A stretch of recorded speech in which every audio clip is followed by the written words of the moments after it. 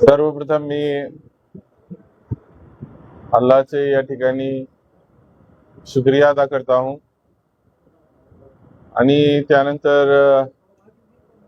माझ्या वडिलांची या ठिकाणी मी आठवण करतो आणि त्याचबरोबर माझे नेते दिवंगत माननीय अजितदादा पवार साहेब यांचे या ठिकाणी या प्रसंगी मी त्यांच्या पावन स्मृतीस या ठिकाणी अभिवादन करतो आणि समस्त औसेकरांचे या ठिकाणी मी आभार व्यक्त करतो की त्यांनी या ठिकाणी आम्हाला या ठिकाणी संधी दिली। निश्चितपणे आपला जो विश्वास आमच्यावरती आहे त्याला अजिबात या ठिकाणी तडा जाणार नाही आणि आम्ही जो औसा नगरपालिकेच्या निवडणुकीमध्ये जो एक संदेश दिला होता, जो एक वचन दिलं होतं, सर्वांगीण आणि समतोल विकास, हेच आमचं या ठिकाणी येत्या 4.5 वर्षामध्ये ब्रीदवाक्य असणार आहे आणि त्याच एका ध्येयावरती आम्ही या ठिकाणी निश्चितपणे या शहराचा सर्वांगीण आणि समतोल विकास करू। निश्चितपणे डिसेंबर 2021 ला या खुर्चीवरती मी विराजमान होतो आणि या शहरामध्ये अनेक आम्ही नवनवीन उपक्रम घेतले होते, परंतु मध्यंतरीच्या प्रशासक कालावधीमध्ये जे काही झाले ते निश्चितपणे सुधारण्यासाठी दररोज आम्हाला या ठिकाणी तारेवरची कसरत करावी लागत आहे। या ठिकाणी आम्हाला खूप त्रास सहन करावा लागत आहे की जे मधल्या काळामध्ये बेशिस्त असं वातावरण झालं आणि जे औसा नगरपालिका जे एक PWD प्रमाणे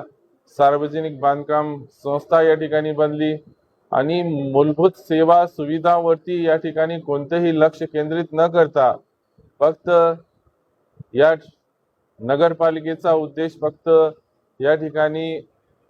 गुत्तेदारीचा झाला, तो या ठिकाणी कुठेतरी चुकीचा होता आणि हे सगळं सुरळीत ट्रॅकवरती मूलभूत सेवा आणि सुविधा हे सर्वांना देण्याकरिता आम्ही औसा नगरपालिकेमध्ये दररोज या ठिकाणी कष्ट घेत आहोत। निश्चितपणे आम्ही मूलभूत सेवा आणि सुविधा करिता हे आमचं प्रथम प्राधान्य राहणार आहे। त्यानंतर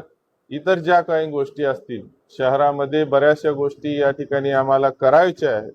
निश्चितपणे आमच्या नेत्या आदरणीय श्रीमती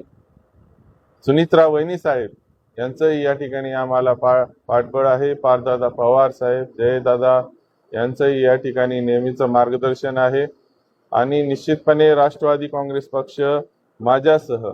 आमच्या सर्व नगरसेवकासह औसा शहराचा सर्वांगीण विकास आणि सर्व पातळीवरती विकास करेल याचं या ठिकाणी मी आश्वासन देतो। निश्चितपणे या खुर्चीवरती बसल्यानंतर मला खूप असं समाधान आहे। माझ्या सर्व अपेक्षा या ठिकाणी पूर्ण झालेल्या आहेत आणि शहराच्या जनतेनं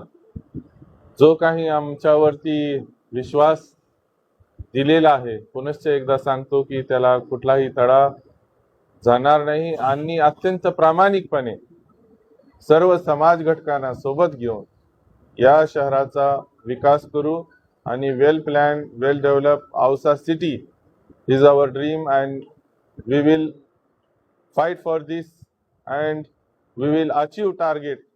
for developing Ausa city as a model city in district and in Maharashtra state. Thank you.